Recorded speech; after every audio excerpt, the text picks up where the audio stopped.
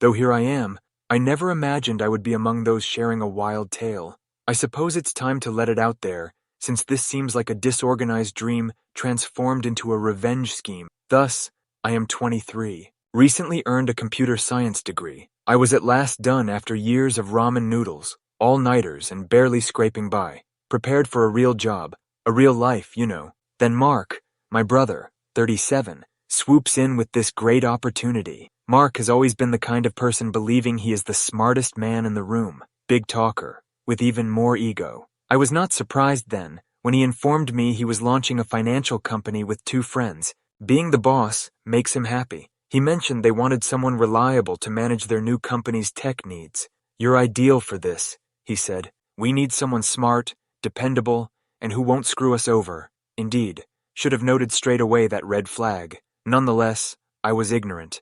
Designed it as a summer job, gained some experience, then advanced to something better. He is my brother as well. It seemed proper to help him out. The worst choice I have ever made. It was first straightforward, configuring basic website tools, email accounts, and servers.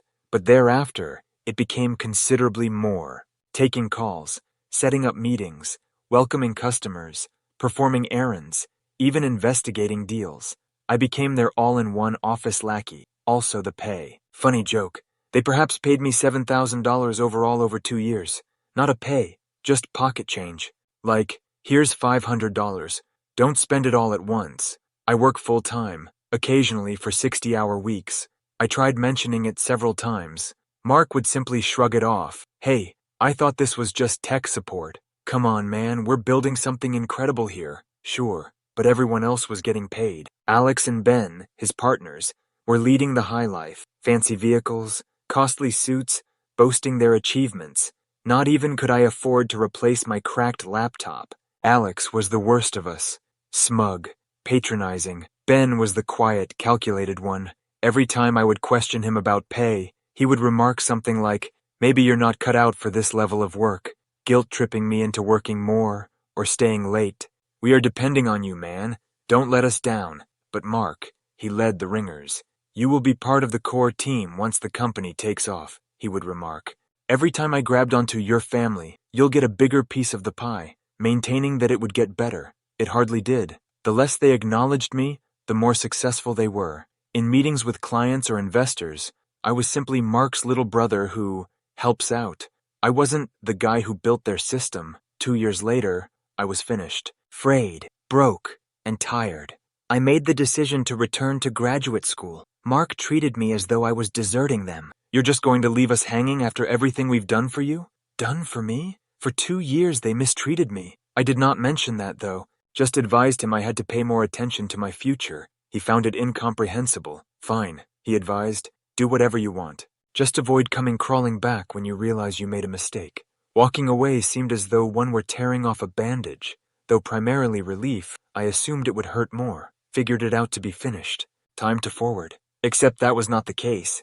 Not even near. For a bit, things appeared fine. I registered in my master's program, changed my schedule, and even sent my CV for part-time tech employment to aid with tuition. I mentioned my labor for Mark's company, that is, 2 years of relentless effort there. Figured companies would view that as experience. The first few interviews went nicely. People were astounded by my knowledge, abilities, and completed projects. Even the work I had done for Mark's company appeared to thrill them. Still, then, things started strange. After a strong beginning, I would receive these nebulous rejection letters. "We've decided to move forward with another candidate," or "We don't think you're the right fit." First I assumed it was just poor luck, but I began to wonder after the 5th rejection. Then a recruiter who had been assisting me called. She sounded reluctant, as though she wanted to keep what she had discovered from me. As it happens, some of the companies I submitted to for reference calls had gotten in touch with Mark and his associates, and they flatly denied I'd ever worked there, instead of verifying my work. She informed me, "They're saying you never worked for them. You're lying to pad your resume." I looked shocked. Why would they behave in such a way? She paused once more. "Also said, is that you tried to use their name to get ahead, and there's more than that. Besides, what more could they say? They're claiming you harassed female employees by showing up at their office without invitation." My heart sank. That was a flat-out lie. Firstly, since I departed, I hadn't visited their workplace. Second, when I worked there were almost no female staff members. Just Mark, his two buddies, and me. Hearing this felt like a gut punch. They were trying to destroy my reputation with nasty lies, not only undermining my career. I experienced a kind of betrayal unlike anything else. I got right on calling Mark, hoping there was a bit of misinterpretation. Nevertheless, no. He answered the phone, and he chuckled as soon as I mentioned it. Laughing like that was the best joke he had ever heard. Trying to keep my voice steady, "Why are you doing this?" I questioned. "All haughty," he continued, "because you're trying to screw with us. You're trying to boost your CV using my company, and I'm not going to let you." "What are you talking about? I worked there for 2 years. I built your entire system." Like it excused everything, he remarked. "Yeah, well, you shouldn't have left." I was quivering with wrath. "You're destroying my possibilities of getting a job. Do you even care?" Laughing once more, then he hung up. "That's what you get for crossing us." Stunned, I fixed my gaze on my phone. This was sabotage, not only small-minded retribution. He aimed to knock me down. I pondered what to do for days. I wanted to think it would pass over. Mark would come to his senses. But I had already messed it up. Every employer I had applied to wrote me off for his lies. I was unable to clear my identity and had nowhere for employment. I chose to rebel at that point. Let him taste his own medication. I connected with a counselor at my university, not really sure where I should start. She listened gently as I went over everything, the unpaid work, the lies, the accusations. She stared me squarely in the eye as I finished and said, "You need to take legal action. This isn't just a family dispute now. It's defamation." The term legal really struck me. Now I'm hauling someone to court. I barely started my career. Brother, my own kind of thing. Deep down, though, I knew he would simply keep strolling all over me if I didn't challenge him. Thanks to the counselor, I came into contact with a defamation case-focused attorney. We went over everything, emails from possible companies, my employment records, and the recruiter's comment. A few weeks later, we launched the case. I expected some sort of reaction when Mark and his buddies were handed their meals. Perhaps an apology would be nice. Denials? Rather, Mark called me and laughed. "Really? A lawsuit? You're such a tiny—" I attempted to keep my cool. "You have left me no choice, Mark. You lied about me, made up nasty accusations. You think I am just going to let that slide?" He laughed and said, "Oh, please. You're wasting your time. You're not going to win." "Maybe," I responded, "but at least I'll make sure everyone knows what kind of person you are." He appeared not to be affected. "Do what you want, little brother. Just avoid crying when it blows up in your face." He hung up, and I understood he wouldn't be backing down. I was the target. He was handling this as some twisted game. That simply made me more resolved. But it was not just Mark. My dad started to participate. When he phoned, I could tell by his tone he was not on my side. "Look," he said, "this whole thing is ridiculous. You're blowing this way out of proportion. It's just a little brotherly roughhousing. You don't sue family. Brotherly roughhousing is like— Are you really kidding me?" This was betrayal. It was not roughhousing. My dad would not hear it when I tried to explain that. "You're dragging this too far," he remarked. "You have to drop this lawsuit and work things out sitting down with your brother." Why then am I not surprised? Though growing up, they were not like they were to me. It was always obvious they preferred Mark. The golden child, the one without sinfulness, was him. And I was just the silent one. Hearing my own father utterly discount what I had gone through stung. "Dad," I answered, "he lied about me to employers. He accused me of things that could ruin my life. This isn't something we can just talk out over dinner." My dad laughed sarcastically. "Family forgives. He is your brother." I bit my tongue. Does family also destroy each other's reputations? Because that's what he had done to me. "Enough," my dad replied, his voice rising. "You're uninvited from Thanksgiving until you come to your senses." Invite not invited. He was ready to cut me off totally since he was so committed to shielding Mark. Though it stung, it was not unexpected. Through most of this, my mom remained silent. Not called, not texted, not even tried to referee. She was obviously conflicted, yet her silence felt like a betrayal too. Then my sisters started to participate. They initially were encouraging. One of them observed, "You're doing the right thing. He needs to face the consequences." But then their melody changed 1 week later. They phoned once more, but this time they hesitated. They claimed to have discussed it and concluded they could not be involved anymore. "This is too much for us," remarked one of them. "We love you, but we cannot manage the stress." Regarding stress, I was the one under stress. Do you have any idea what I'm dealing with? I asked. Mark sought to destroy my life, and you worry about stress? Starting to cry, they claimed to be caught in the middle. Still, their behavior suggested differently. They sent my girlfriend and me from Christmas unwelcome. They seemed to be favoring Mark and my parents above me. To exacerbate the situation, they sent my girlfriend straight to let her know we were unwelcome. She was furious. She said, walking around our living room, "Who the hell do they think they are? Mark's behavior is being enabled by them. They hardly even notice it." She shot a nasty response, berating them for their timidity. Though I couldn't blame her, I didn't enjoy that she went nuclear. She shared my hurt and resentment exactly. There was still family trouble ahead. A few evenings later, my dad came up to us outside a Christmas celebration for a family acquaintance. His face flushed with wrath, he cornered us in the driveway. He yelled, pointing his finger at me, "You need to stop this nonsense. What are you even doing here? You shouldn't be invited. You're not a family guy anymore, throwing your own brother in court. If you want to be part of family gatherings," I said back, "maybe start acting like it." His face took on gloomy tones. "You are being selfish. You are putting your pride before your family." "Pride?" I said, my voice getting higher. "You think this is about pride? Mark lied about me, screwed my career, and accused me of disgusting things. And you're defending him? What kind of father does that?" His eyes flicked for a second. I considered perhaps I had reached him, but then my girlfriend intervened, biting her tongue, her voice icy. "You're a terrible father," she said. "You're throwing your other son under the bus, so enabling a bully." His face sank. My girlfriend wouldn't let him open his mouth to say something. "Don't bother. We all see where your loyalty lies.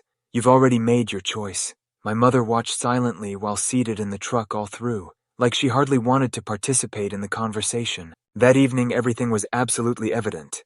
Not going to change was my dad. Too terrified to back me up were my sisters. And then my mother? She was quite passive. I could count only myself and my girlfriend, who had been my rock through all of this. I assumed I would reach my limit on how horrible things could get by the time the case gathered steam, but Mark and his buddies weren't finished yet, and my family wasn't simplifying matters. Every day seemed like a fresh challenge, whether it was more garbage from my brother or parents urging me to slow down. The tension was choking. One night then, I came upon something that sent my heart pounding. Though I had forgotten about it, on my laptop I found a folder with client lists, contracts, and emails from when I worked for Mark's company. These were explosive, not merely arbitrary files. The client lists came from Mark's former company, together with his partners.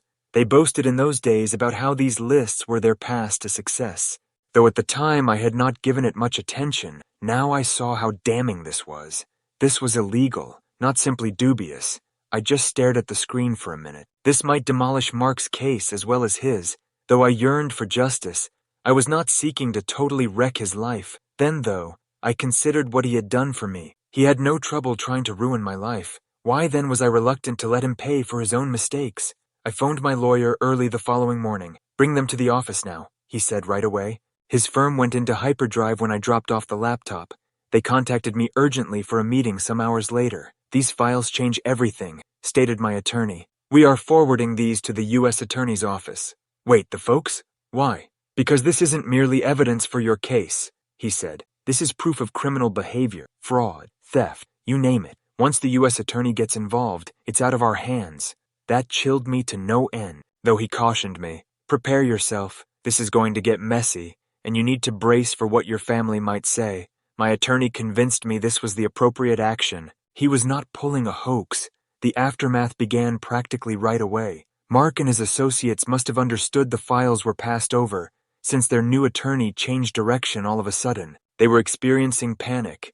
Their closing of their company was the first significant blow. Not surprisingly, there was no way they could continue functioning with the government breathing down their necks. Still, seeing their firm fall over overnight was surreal. The genuine family drama then started to play. Furious, my dad gave a call. "Do you have any idea what you have done?" he cried. "You are wrecking the lives of your brother." "No, Dad," I shot back. "He wrecked his own life." "You could have managed this privately," he said. "Now you have the government engaged. Do you know how humiliating this is for our family?" Humiliating? He gave that his first concern. Not the lies, not the charges, not the truth that Mark had sought to destroy me. just the shame that caused the family. Then, he delivered the bombshell. Your mother and I might be subpoenaed because of this. You've dragged us into your mess. My clutter? I found it hard to believe. Mark treated me like crap, lied, and pilfered client lists. Still, this was my mistake somehow. Although my attorney had cautioned me about this, it still hurt. Not only was my dad unhelpful, he was blaming me for everything. Things got much worse when my sisters phoned. They were crying and declaring they wanted no more involvement. One among them remarked, "We love you, but this is too much. Just too much." Mark had been using me for 2 years, undermining me and slandering my name. Still, I was the one who overdosed.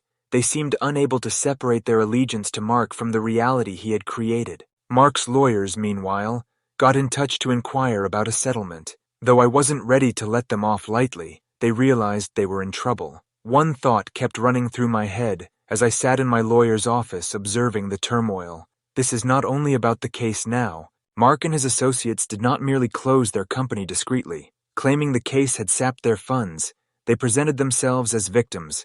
Though it was clearly a sympathetic play, it wasn't working. Their story fell flat between the client list files and the FBI probe. Mark was not going to lie down, though. Naturally, he still had one more technique in hand: shame me into backing off using our parents.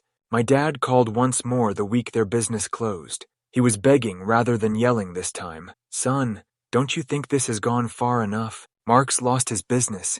Isn't it enough punishment?" "Dad, this isn't just about the business," I responded, my tolerance running thin. Losing his business is the very minimum of what he deserves. He lied about me, accused me of vile things, and sought to ruin my career. My dad said, his voice breaking, "Family sticks together." That sentence, "family sticks together," was like nails on a chalkboard. Growing up, I had heard it a million times. Today it felt like a weapon. If family sticks together, then why did Mark stab me in the back? I shot back. Why is it my job to forgive him when he hasn't even apologized? My dad was silent in response. He changed direction instead, reprising his victim role. "Your mother and I are being dragged into this. Do you know how embarrassing it is to be subpoenaed because of your own children? That's not my fault," I declared with great conviction. "If you're embarrassed, blame Mark. Mark made this mess, not me." Though the talk stopped there, damage was done. My mom still hadn't spoken directly to me, and my dad wasn't going to stop nosing me. Mark, though, he wasn't discounting anything. A few days later, he messaged me, and it was infuriating. "You've got what you wanted. The company's gone and I'm broke. Happy now? You always were a selfish little brat." There was that. I caught that in one instant. I had put up with his conceit, manipulation, and dishonesty for years. But this is what presenting himself as the victim following all he had done. It seemed excessive. I did not reply straight away. Rather, I sat down and without restraint penned what I wanted to convey. A few weeks later, during a deposition, Mark and his associates sought to assert I had promised to work for free. It was a last-ditch action devoid of success. Emails, text messages, and other documentation showing I had been promised payment went to my attorney. The true blow then arrived. My parents were called upon to testify. As my attorney advised, this would be difficult to see. He was correct. My parents concentrated especially on the fact that I had worked for free. He was living at home at the time, he declared. We considered that as his means of supporting the family. It was wounded and was a clear falsehood. But what really got to me was my mother's account. She said she had seen Mark offer me payment several times and that I had turned him down. He said he was more focused on helping the family, she testified, so he didn't need the money. Hearing her say it felt like a gut reversal punch. She understood that it was untrue. She had seen me struggle while Mark and his buddies prospered. Still here she was, under oath defending him. My attorney glanced at me when it was finished and remarked, "I know this is hard, but it's not going to change the outcome. Their lies won't hold up against the evidence." Indeed, he was correct. Mark and his buddies caved a few weeks later at last. To every company they had misled, they agreed on a settlement comprising written apologies, financial reparations, and retraction letters. They also entered legal record guilt admissions. But the client list file fallout produced the true payback. The FBI probe turned up even more illicit behavior, involving bogus contracts and falsified signatures. Mark and his associates lost their professional licenses and were barred from working in finance ever once again. I started smiling as soon as I learned the news. Mark had lived his whole life presenting himself as untouchable, and now he was totally destroyed. He had no business, no reputation, and no future in the field he had developed his identity around. They paid me a total of $320,000, which covered further damages and salary they owed. It was about the acknowledgement they had done wrong, not only about the money. On paper, that was a triumph. Actually, though, it seemed empty. My family was in disarray, and the idea that the damage was irreversible persisted. After one more message Mark sent me, "You're nothing without this family. Good luck out there on your own," I blocked his number without even responding. Dealing with the aftermath with my parents was more difficult. My mom wasn't much improved, and my dad wouldn't talk to me. They never apologized even after Mark came clean about culpability. They stayed squarely in his corner, as though he were the victim. I didn't see a purpose in maintaining them in my life if they cannot see past their unquestioning allegiance to Mark. Even after everything, I thus severed them. There are no calls, no texts, and no attempt to define things. They chose. Now I was choosing as well. I'm now concentrating on myself. I'm investing in my future and reconstructing my life using the settlement money. While some of it will be utilized to improve my career, most of it is toward paying off debt. I'm working on several side projects and have already scheduled certifications to broaden my skill set. If there's one thing I've discovered from all of this, it's that family isn't about blood. Sometimes the people you believe to be decent, the ones you most rely on, turn out to be the ones who most damage you. Story 2. John is my name. I am 36. Well, life was just what it is. Married for 8 years to Lisa. High school sweethearts cover the entire 9 yards. Sure, we had ups and downs, but the most wonderful thing in both of our life was Lily, a 6-year-old daughter. You know the drill. We both worked non-stop to try to make ends meet, provide Lily with a decent life, etc. We had been arranging this great road trip for some time, put off work and, for a few months, travel the nation just the three of us, reconnect, and have some memories created. We began a travel fund and had everything scheduled, including the path, stops.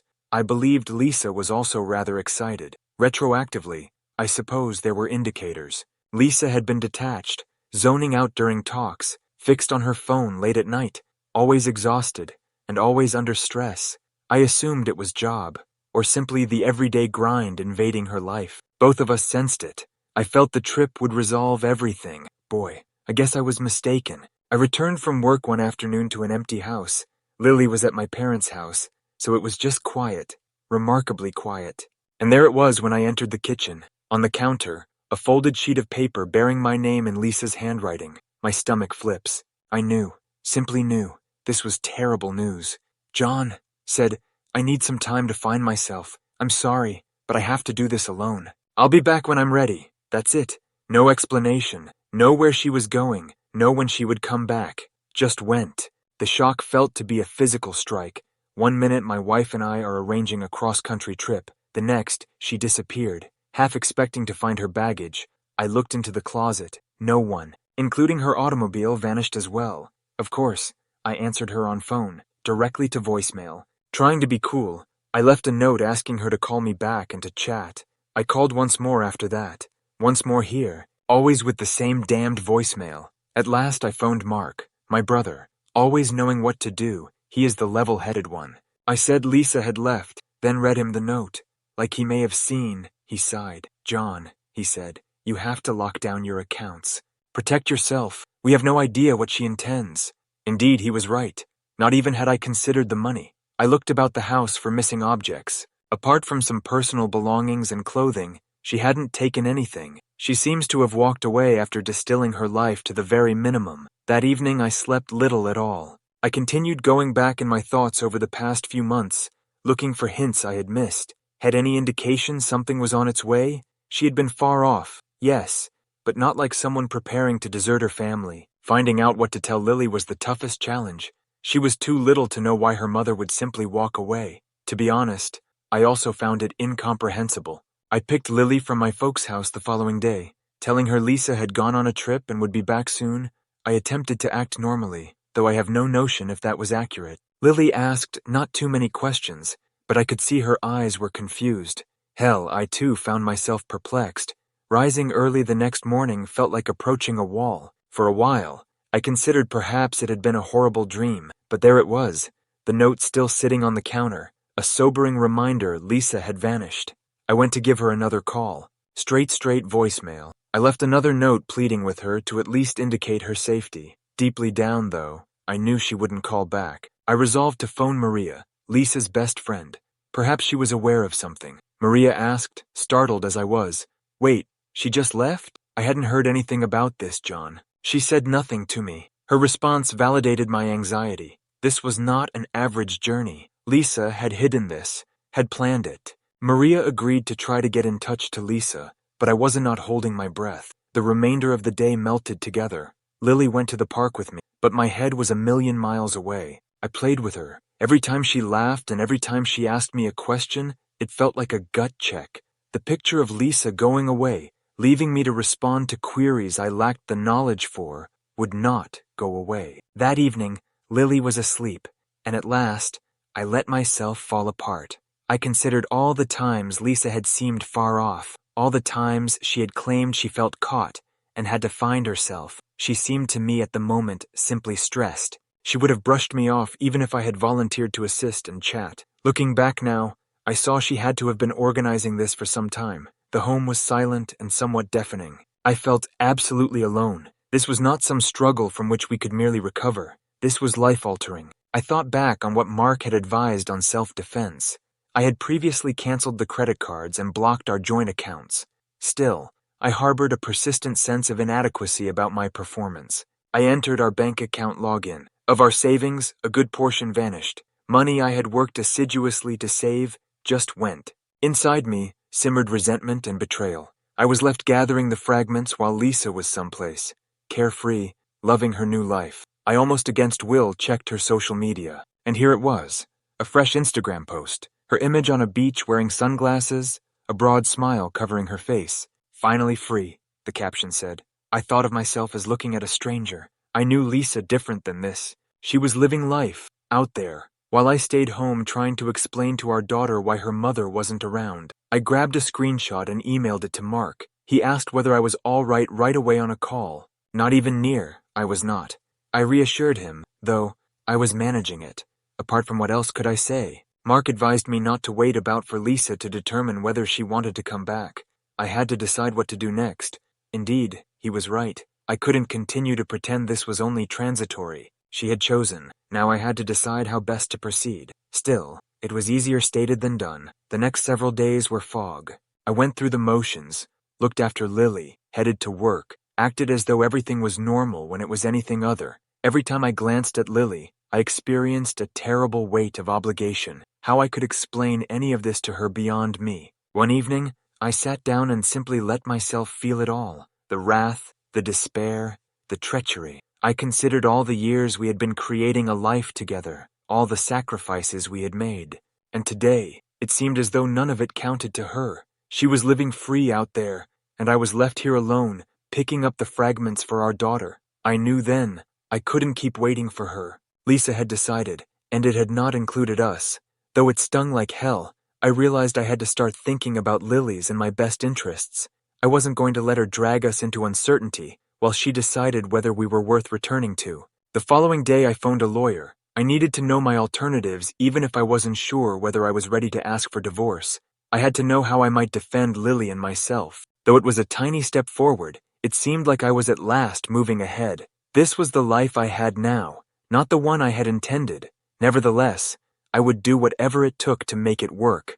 Calling the attorney seemed like opening a door to an entire universe of uncertainty. Legal words rushed past my head, but the message was clear. I had to be ready for divorce should Lisa not return. Still, a lot of questions begged themselves. She was there. She was doing what? That one Instagram picture of her on the shore gave me no clue about her leaving motive. One evening, I did something I never would have considered. I entered Lisa into using her old email address. Look, I was yearning answers and knew it sounded terrible. Her inbox was essentially trash. But then I came upon a handful that made me stop. From a dating app they came from. Notifications regarding communications, chats, with other males. She had been talking with them for perhaps weeks, maybe longer. Reading those letters and learning about her secret life made me ill. She was developing relationships with total strangers while I was here, a typical couple preparing a trip, and the dates on those communications matched her moments of seeming stress or need for an evening out with pals. It deteriorated. One email linked to a shared picture album. My curiosity overcame me. There she was, on the beach, in some elegant bar, with an arm around someone. It was as though seeing a stranger. This was not the lady I knew, the woman I intended to spend my lifetime with. Closing the laptop, I tried to sort it all out. Betrayal, humiliation, wrath. It was a muddle of feelings I felt powerless over. Though part of me wanted to yell at her and demand responses, what good would that accomplish? She had decided what to do. I wore a courageous front for Lily the following morning. She still lacked the specifics, and I wanted her away from my conflict. But every time she asked about her mother, it slightly hurt more. I shared with Mark the dating app, the pictures, everything. Quiet for a minute, he added. John, you didn't deserve any of this. None of it. She's the one who messed up. Though they didn't change anything, his comments helped. I still had to work out my next action. I lay awake that evening, considering. Suppose I went up to Lisa. What if I simply got it over by filing for divorce? Still, each time I returned to Lily, it was she I had to consider. I drove Lily to the park early the following morning. Laughing and observing her play let me realize how much I had to be strong for her. She was my reason for keeping on, even if the rest of my life seemed to be disintegrating. Stopping her game, Lily hurried up to inquire, Daddy, when is Mommy coming home? I dropped down and forced a smile. I promise I'll always be here, sweetie, but I'm not sure. I held her back, wishing I could protect her from all this. She hugged me tightly. That evening, I decided on it. I could not continue to live in this slowness. Whatever that meant, I was determined to go forward to guard Lily and myself. I hated Thanksgiving, which was fast approaching. In my family, holidays were really important, but this year everything was different. Though they lacked the complete story, everyone knew Lisa was gone. About the dating app or the pictures, I had not shared with anybody. I simply wanted to get through the day without collapsing. Then out of the blue, Lisa sent me an SMS. I would like to come by and see Lily today. Exactly like that. Not an apology or an explanation. I looked at my phone, trying to choose. Though part of me wanted to tell her to vanish, Lily deserved no more suffering. We'll be at my parents' place. You can come by if you want, but don't expect things to be normal, I replied back. She said just a basic, okay. Lisa seemed as though nothing had happened when she got to my parents' place. She went straight for Lily and grabbed her in a hug. Lily's face came alive, and I experienced both relief and resentment. Furious, since Lisa seemed to be behaving as like everything was under control. Relieved, since Lily seemed content. The whole family was observing, the quiet heavy. At last, my mother broke it by bringing Lisa a drink. Lisa nodded, and they all took seats. Everyone clearly was waiting for someone to handle the elephant in the room. Lisa, however, behaved as though she were merely another visitor talking about her trip. At last, I could stand no more. Quietly, so that's it? I asked. You are just going to act as though nothing happened? She looked at me, hardly affected. John, I wanted time to sort things out. I needed this. Figure things out. I couldn't silence myself. You walked out on Lily and me without a word. You have been gone for weeks, and now you just show up like everything is fine? Everybody went quiet. Lisa maintained her composure, even though she first seemed uneasy. I wanted to be here for Lily. I'm here now, aren't I? Mark was glaring at her, and I could see my parents' disappointed gaze.